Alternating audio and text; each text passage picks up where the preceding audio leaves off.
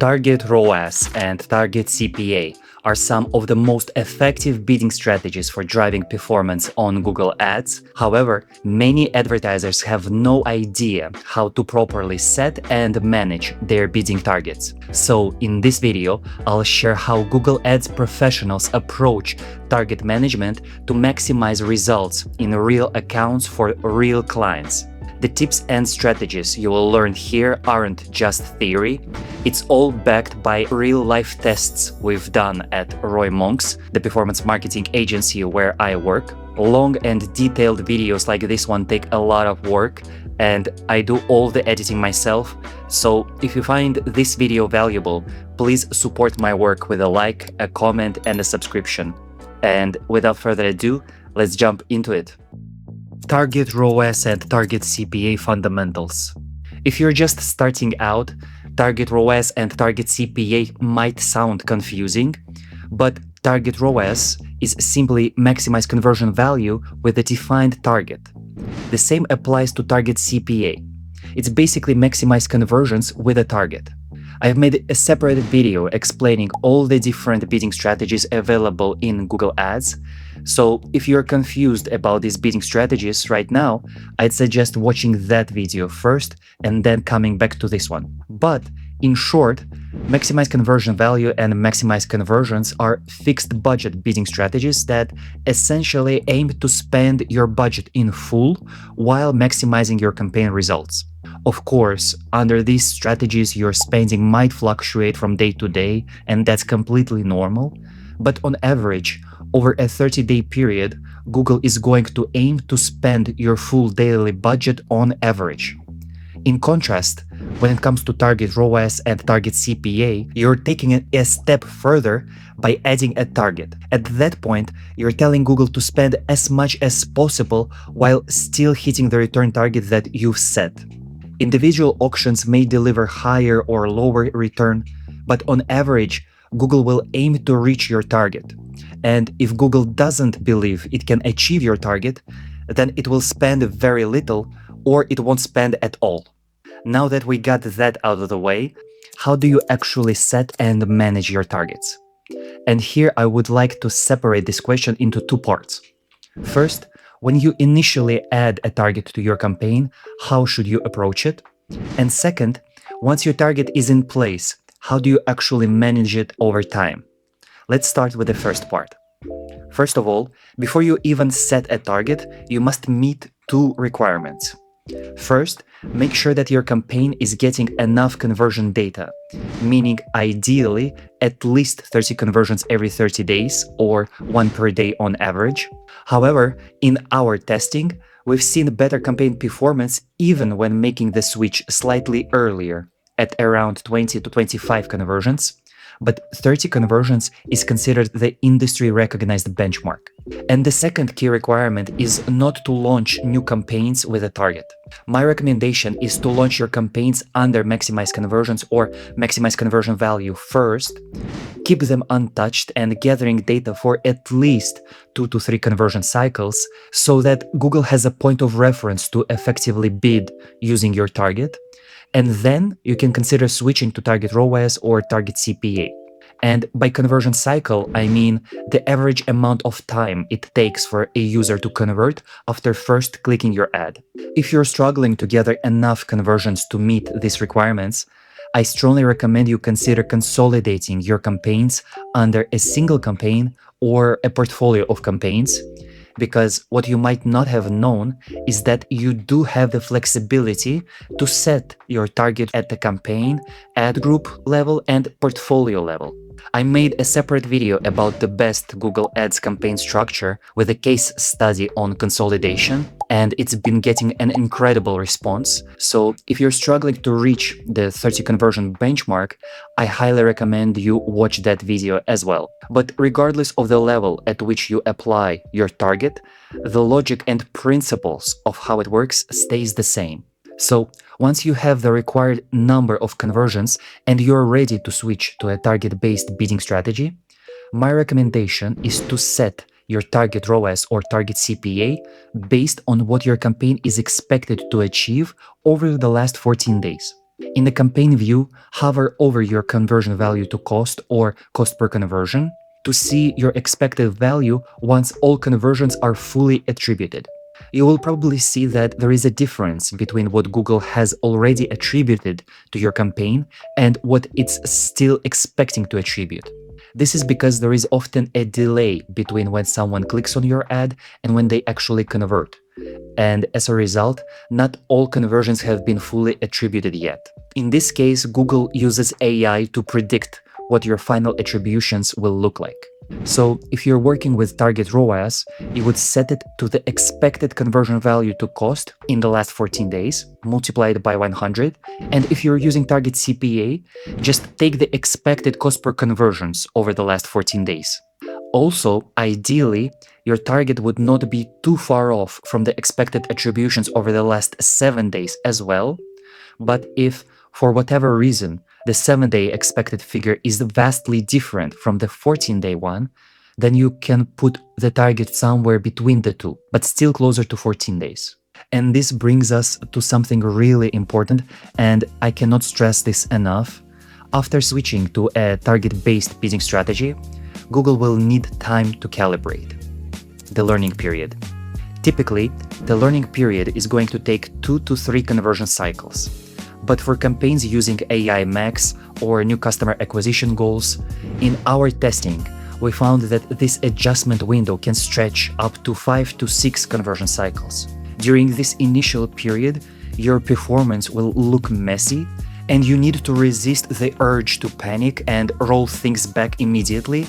And as time moves on, you're going to see your spending stabilize and your performance will start improving as well, as long as you have data consistently rolling into your campaign. So, your target is set and the learning period is behind you.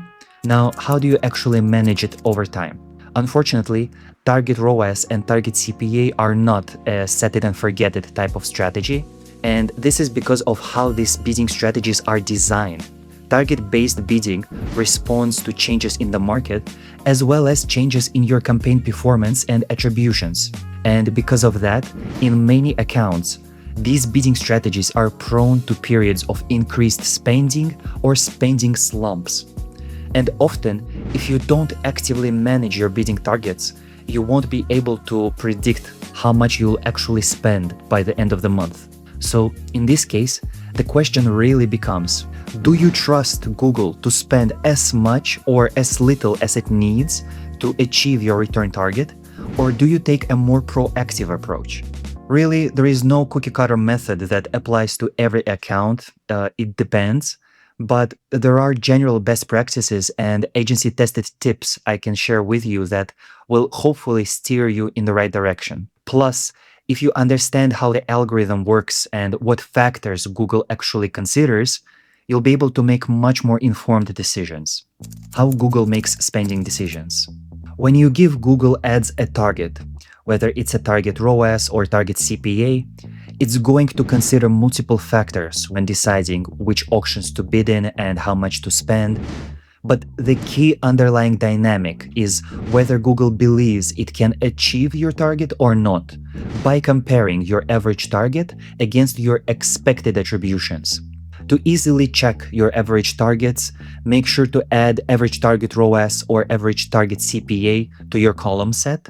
If your target is realistic compared to what your campaign is generating and Google believes it can easily achieve it based on the incoming data and the signals it gets from the market, then Google is going to spend more. And if the difference between the target and the expected attributions is significant, meaning that Google believes that there is a lot more opportunity in the market under your bidding target, your spending might explode and you might run into a limited by budget status. I made a separate video about how to deal with this status. I will leave the link for it in the description. And vice versa. If your target is hard for Google to achieve, then Google will have to pull back its spending and bid much more conservatively. In addition, keep in mind that Google considers up to 30 days of data, but it will prioritize more recent attributions. This is why sometimes when you see very strong attributions come in under Target ROAS or Target CPA, you'll usually see Google start spending more on the days following these strong attributions because, as you might remember, the goal of the bidding strategy is for Google to spend as much as possible as long as it hits your bidding target. And conversely, after a period of underperformance, Google will usually push its spend lower. For example, let's say it's your seasonal demand peak time. Your campaign is getting much better results because there is a lot more demand in the market, but you have not updated your bidding target. As a result, Google will see that incoming attributions are better than your average target, and I guarantee you that Google will start spending more. But also keep in mind that Google Ads, just like other advertising platforms, is auction-based. This means that how much your campaigns spend under Target ROAS and Target CPA will also respond to changes in competitor behavior or your auction competitiveness. For example, if you are in e-commerce, you might have already seen that around Black Friday, your competitors start bidding much more aggressively. And if you do not adjust your bidding target, you might be pushed out of some of your auctions because your competitors are outbidding you, and as a result, you will see your impression share drop, and you might not even spend as much as you want during Black Friday. So, in addition to your campaign's expected results and your target, another very important element that you need to keep in mind is your auction competitiveness. And based on how competitive your market is, your competitor behavior, and different seasonal factors, you might need to tweak your bidding targets as well. This means that with all these considerations we've already discussed, target management at the end of the day boils down to you staying on top of this delicate balance between your average bidding target and what your campaign is achieving, or rather what Google is expecting your campaign to achieve, as well as staying on top of competitive changes because this will impact your campaign spending too. I know this might sound really complicated and confusing, especially for beginners, but when in doubt, if you want your campaign spending to stay at a similar level, make sure your average target is staying relatively close to what your campaign is expecting to achieve over the last 14 and the last 7 days.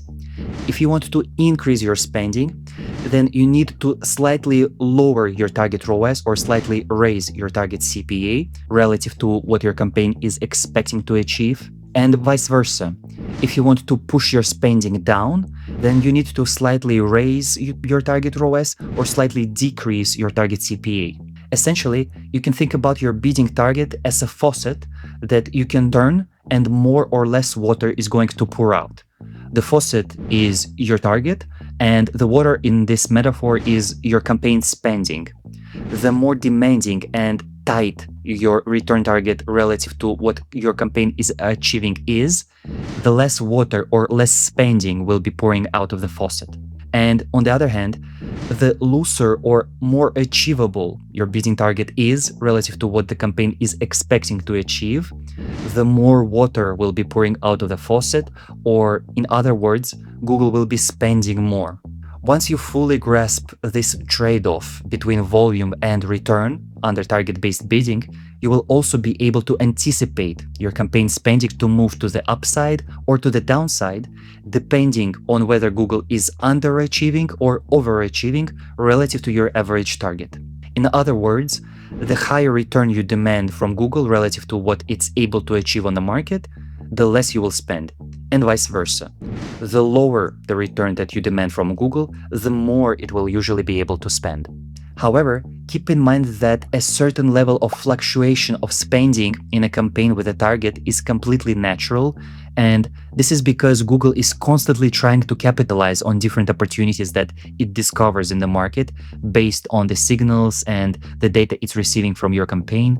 So accept a little bit of day-to-day volatility, and keep in mind that according to Google's spending limits, your campaign may spend up to 2x your average daily budget on any given day. Okay, now that you hopefully understand the underlying mechanics and logic of how Google's bidding works under Target ROAS and Target CPA, let's discuss the framework and some best practices that you should follow in order to maximize your results under these bidding strategies. First of all, if you're a beginner, I would highly recommend you stay on the side of caution when dealing with bidding targets and don't fall into the trap of constantly tweaking your target and trying to micromanage your campaigns.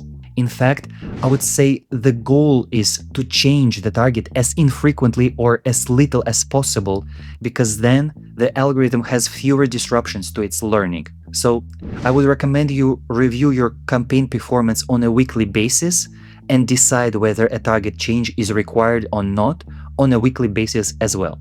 On top of that, when you do make a target change, my recommendation is to stick strictly to the 10 to 15% increment rule, meaning that you should only adjust your target ROAS or target CPA by 10 to 15% at a time. This is done to avoid resetting your campaign learning. Also, keep in mind that because of this limitation, if you have a seasonal event coming up and you know that during this event you want to have a certain bidding target on your campaign, you might have to start adjusting your target weeks in advance, because you'll have to do it in 10 to 15% increments. In addition, if you have a fixed monthly budget for a campaign or an account, you might also sometimes have to step in and tweak your bidding target in order to hit your spending target. For example, maybe in the middle of the month you realize that you're slightly underspending, and as a result, you might want to lower your target ROAS or raise your target CPA in order to spend more and hit your spending target by the end of the month. The next tip is to utilize the bid strategy report to visualize your average target and your actual ROAS, as well as some other metrics over time to help you in your analysis. The next tip is to be very cautious with CPC bid limits under target ROAS or target CPA. In general, I would suggest not using CPC bid caps with conversion-based strategies, because we see campaigns with higher CPCs but better cost per conversion all the time. There are some cases where using CPC bid caps might make sense. Maybe you're dealing with hyper-inflated CPCs, meaning over 10x your average CPC, or when you're working with extremely limited budget and not a lot of data, and you have to be conservative in your bidding. In those cases, I understand, but in most situations, as long as your campaign is getting enough data, you might experience a few high CPC clicks, but if they don't pay off, the algorithm will quickly learn not to spend this much per click on these types of searches. CPC caps, unfortunately, restrict Google's AI learning and can hurt your performance in the long run. And in addition, in 2026, as a marketer, you really need to start stepping away from micromanaging at the keyword and search term level and focus much more on your messaging, your brand positioning, your offer, your customers' pain points, and so on. On top of that, as we already mentioned, you have to take a more proactive approach to target management around periods of seasonal peaks and seasonal slumps in demand, as this will impact your auction competitiveness and bidding. Also, be mindful of website changes and issues further down the funnel that could be affecting your performance, as these periods too might require a different approach to your target management. And always monitor your bottom line and the rest of your marketing channels to evaluate whether periods of higher or lower spending in a given campaign were actually worth it, as this can also help you make decisions when it comes to your target management. Finally, the last important point to keep in mind is that Google will always want you to spend more, so it will scale your spending very fast if you let it. However, if you're trying to scale your campaign spending, more often than not, you'll be much better off by scaling your spending gradually, even if it means you tweak your bidding targets a bit more frequently. And that's it. This is how you properly set and manage your bidding targets. There will always be nuances and business-specific limitations to account for, but I hope that overall logic and dynamics of how the algorithm works are now clear for you. If you have any questions, leave them in the comments. If you need help with your Google Ads or your marketing more broadly, check out ROImonks. I'll leave their links in the description. You might even catch me there. If you want a one-on-one consultation with me personally, check out my pen site link. And if my work helped you and you just want to buy me a coffee, the link for it is down there as well. Thank you so much for watching all the way through. Good luck with your bidding. I'll see you in the next one.